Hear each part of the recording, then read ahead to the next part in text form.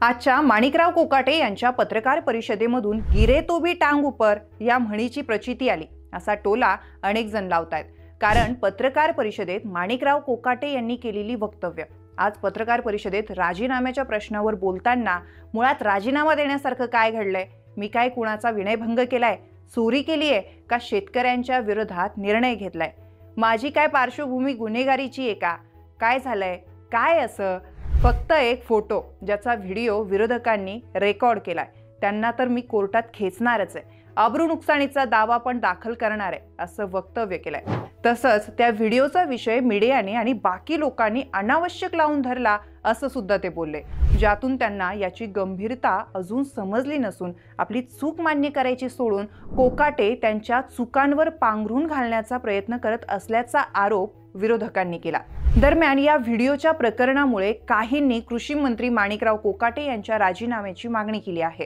काहींनी या ऑनलाईन गेम्सवर बंदी आणण्यासाठी पत्र लिहिलं आहे, तर स्वतः कृषी मंत्री माणिकराव कोकाटे यांनी या प्रकरणाची सखोल चौकशी करून CDR तपासले जावेत यासाठी मुख्यमंत्री, उपमुख्यमंत्री, सभापती आणि विधानसभेचे अध्यक्ष यांना पत्र लिहिणार असल्याचं जाहीर करत विरोधकांना कोर्टात खेचून अब्रू नुकसानीचा दावा दाखल करण्याचा इशारा दिलाय। त्यामुळे हे रम्मीचं प्रकरण इतक्यात काही शांत होणार नाही असं दिसून येतंय। बाकी यावर तुमचं मत काय, तुम्हाला काय वाटतं, माणिकराव कोकाटे खरंच रम्मी खेळत होते की ती ॲड होती, हे कमेंट करून नक्की सांगा। आणि आमच्या ऑनलाईन नेताच्या सर्व पेजला फॉलो, लाईक आणि आमच्या YouTube चॅनलला सबस्क्राईब करायला विसरू नका।